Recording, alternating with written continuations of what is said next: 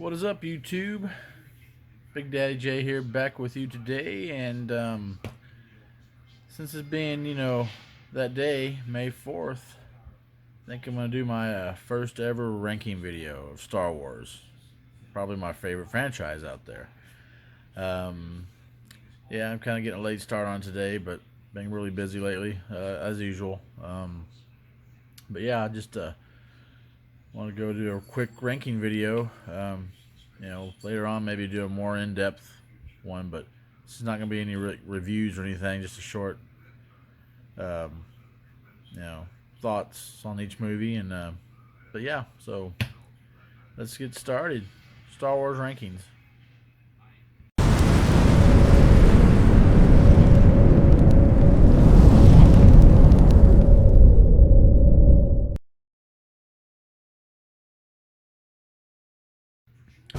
Alright, coming in dead last, number 11, The Last Jedi.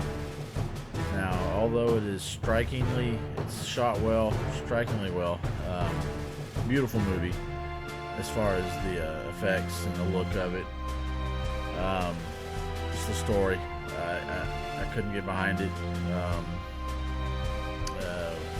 Namely, Luke Skywalker, what they did with him. I might give too many details away just in case somebody out there might not have seen it yet, but yeah, I just don't like what they did with Luke's character in it. The whole Canto Bight scene was horrible, and then it just, number 11, Last Jedi. I'm gonna move on. Number 10, and now number 10 and number 9 are pretty enjoyable for me. They've got a lot of faults, but I can still watch them from time to time. Last Jedi I can hardly watch. But number 10, I'm going to go with Star Wars Episode 2, Attack of the Clones. Now, I've loved it when it first came out. I've liked it less and less ever since then. The CGI was pretty bad, almost cartoonish. For the time, it was great. Sorry about that. Cats keep going crazy in here, but anyway. But and as a lot of the movies, the dialogue in it wasn't great, but I think in this one it really stood out. Some of the dialogue the character was saying. I do like the Yoda's fight scene. I like Anakin's kind of teetering on the dark side. He's showing his anger a lot more in this movie, or for the first time, I should say. I think he's about 20 years old in this one. Him and Padme kind of become a thing. Love affair going on there. So a lot of great story elements. Just some of the effects weren't great, and the dialogue. And like I said, it was pretty good though. I can still enjoy it. So number 10, Attack of the Clones. Number 9, Episode 1, The Phantom Menace.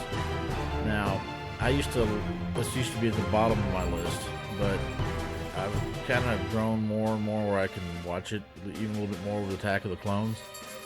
I've always loved the lightsaber battle between Qui-Gon, Obi-Wan, and Darth Maul. I think that was great. The soundtrack is amazing in that movie. Great soundtrack. Just the whole Trade Federation thing. The movie drags in many parts.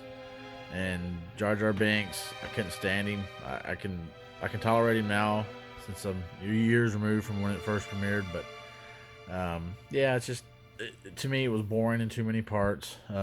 The pod race was cool, but that part also was pretty long. So it has a lot of good moments, but a lot of boring moments, in my opinion. So that's number 9 for me, Episode 1. Now the rest of them, starting at number 8, are movies that I absolutely love.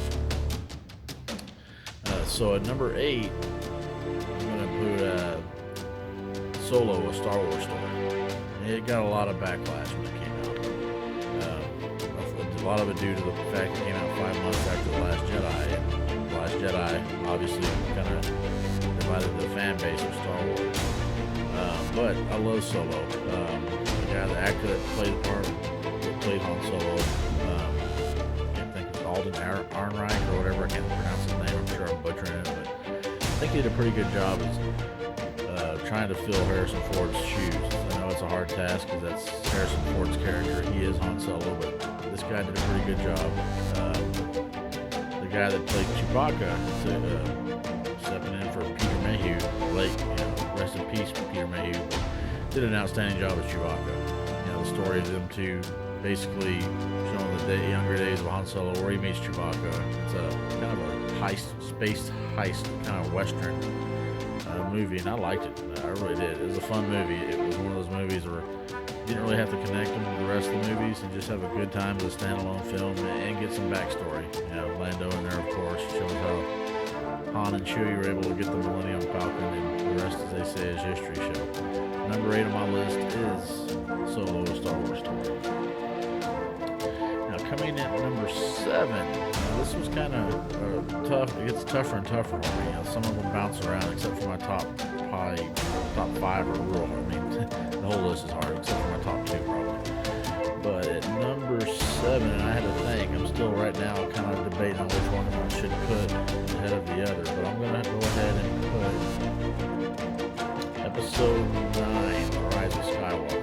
Now, it was in my top 5 when it first came out. It dropped a little bit. It suffers from the fact of trying to fix what Episode 8, The Last Jedi, did in the franchise, basically, in the saga itself. There wasn't much that J.J. Abrams could do, but to try to retcon a few things and just kind of go forward from what he had left over from Episode 8. And I thought it was pretty good. He brought it back Palpatine, basically from the dead, as the Emperor, and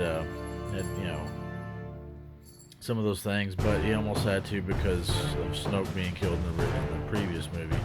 So a lot of that was, fan service, kind of hamstrung. It was kind of thrown together. A lot of stuff was thrown in that movie, so it was pretty high-paced, fanatic-paced, I should say. I enjoyed it for what it was. I think it was great. I'll watch it again and again, but as far as it could have been a lot better, the whole sequel trilogy could have been a lot better. I think Disney took it over. They tried to have too much control, too many hands in the kitchen instead of trying to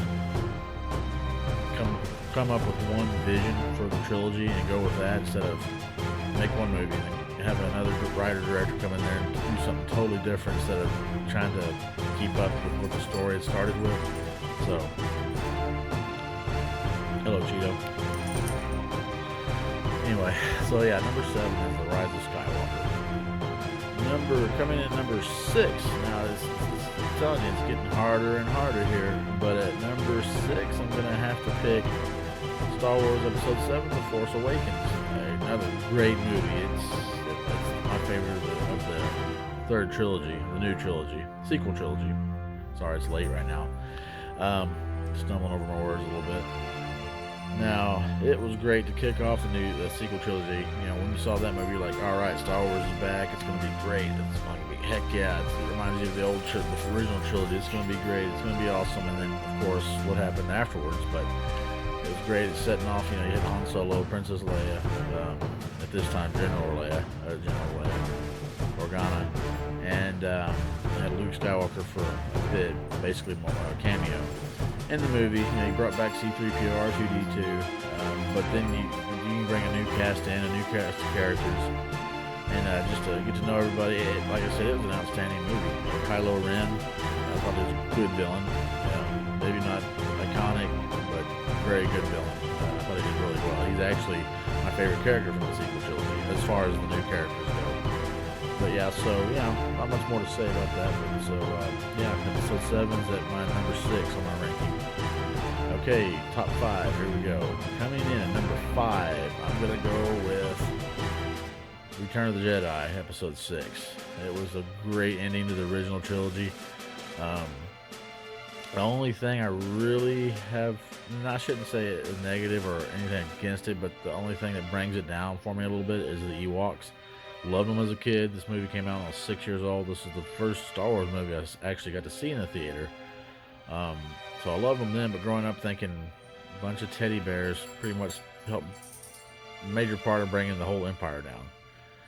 But I don't know, you have to suspend your disbelief, but still, that was the only thing. They're still cute and furry, but that was the only thing that brought it down really for me. And it's still, like I said, it's at number 5, so I don't mind them that much. It just, that's number 5 where it is. It's probably going to stay there for a long time. But like I said, the end of the movie is amazing. Darth Vader turns back to the good side, uh, kills the Emperor, throws him down the shaft, saves Luke's life, and comes back to the light side. So I thought that was a fitting end to the greatest trilogy of all time, in my opinion. Okay, so number 5, Return of the Jedi. Number 4, I'm gonna go with Rogue One, A Star Wars Story. Now, this one was almost picked number 3, but I didn't think about it, so I'm pretty positive, pretty strong in my belief that it should be at number 4 on my list. Great story, great pre-movie to the Episode 4, New Hope. It leads right up into there. Basically the story, the crawl, the story in the original Star Wars talks about the rebels who won their first victory and was able to steal the plans of the Death Star, which ultimately led to its destruction. It plays all that well. It's a theft type, spy type, not really a spy movie, but it's a smuggler type theft movie. Great movie though. All the main characters, for the most part, die, and it pretty much sacrificing themselves for the rebellion to try to slow down the Empire as much as they could. Great movie, especially the Darth Vader scene towards the end of it, where he just wrecks shop and kills a bunch of the rebel troops on the ship. And like I said, that part leads right. The end of this movie is basically the beginning of A New Hope. So great to watch those back to back for sure. So yeah, number 4, Rogue One. Okay, my top 3. Coming in at number 3, like I said, these were the first one probably not so much, but number 3, Episode 4, New Hope, the original one, the one that started it all, was number 3 for me. There ain't really anything I can say wrong with this one except for maybe not the lightsaber fighting wasn't really there. Other than that, I can't say anything else wrong with it. It's a near perfect movie. So you know what, my top 2 are going to be even better than that, in my opinion. So there's nothing I can say about Star Wars. Episode 4, New Hope, comes in at number 3. Okay, top 2. Okay. At number 2, we have Episode 3, Revenge of the Sith. There's a theme for my top 2 movies. By far the best of the prequels, by far.